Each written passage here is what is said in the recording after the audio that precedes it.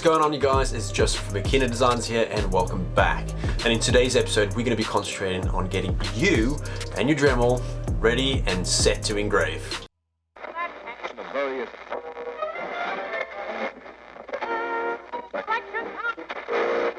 Fake records. 1 2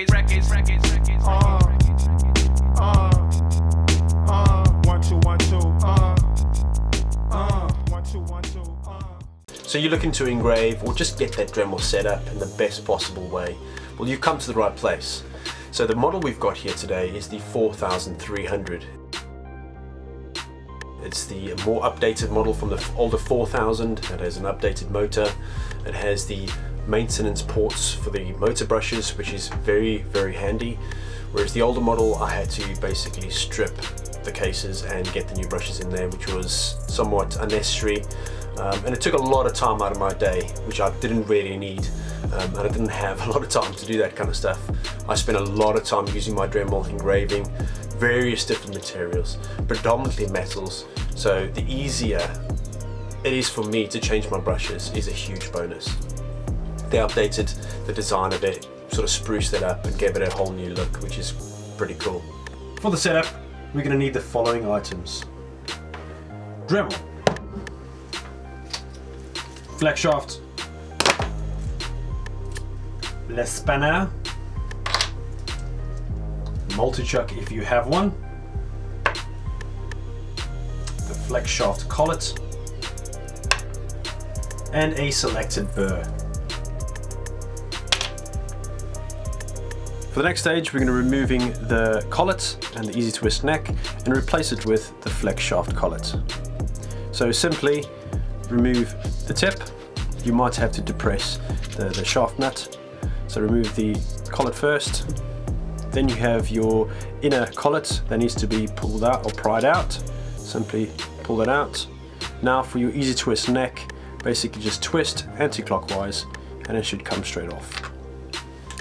Now it reveals a thread which will accept the flex shaft. So now this is the time for you to attach your flex shaft collet straight onto your thread. Now I would suggest depressing your shaft lock.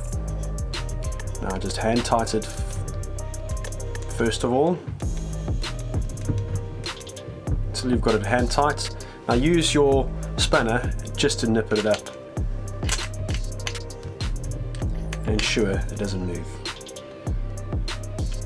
Now we want to attach the flex shaft to the Dremel itself. What you'll find on the flex shaft collet, it has a square hole, and the flex shaft cable along with it is square as well. So those two will marry up. So what I find simple is to turn your Dremel upside down and at your flex shaft angle, find the hole, let it slide in, and basically turn that flex shaft until it meets the tip of the Dremel. Ensure that it is hand tight, and there you have it. So next stage is basically getting your multi-chuck straight into the end of your flex shaft.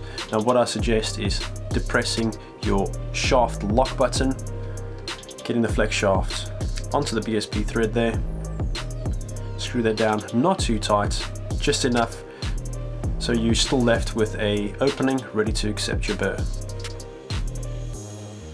At this point, with the multi-chuck, it is super simple. It has a thread on the outside where you can tighten with your fingers. Now get the burr that you require for the work, slide that into the front of your multi-chuck. You might have to adjust it. This is the beauty of it. Slide it in. Now the distance of your burr depends on how you are engraving and how close you want to get up to your engraving. So once you've got your correct length, ensure at least half of it is within the shaft itself. You can hand tighten it, depressing that shaft lock, and using your spanner, just nip it up to ensure that it does not come undone. So to the final stages of getting your Dremel set up. You've got a nifty little hook on the back of your Dremel, which goes in conjunction with your Dremel stand, and I highly recommend one of these, especially if you have a table or an area that you constantly find yourself working at. If you're right-handed, ensure that it's on your right hand side, left-handed, vice versa, so on your left, or you can put it in the front of you. What you'll find is you don't fight with your Dremel flex shaft a lot in terms of working and doing a lot of intricate detail works. So using the clip on the end of your Dremel, that goes on one of the notches on your hook. Get that cable, put it into your cable tidy at the back, that goes down the shaft, and at the bottom of your stand you'll find that you have a little crow's nest which accepts your cable itself, it accepts the end of your flex shaft, and a wide array of different types of burrs. Especially if you find yourself switching burrs all the time, it's a great little place to keep your burrs. And along with your spanner, which is a hugely important item to keep those flex shaft and those collets working and keeping them really tight. So if you like this video and found it useful, please share it with your friends. It really helps. Smash that like button, hit subscribe, and if you're interested in any of the other gear I use, it's all down in the links below. I'll put everything down there. We've got amazing projects coming out in 2019 and hopefully for the foreseeable future.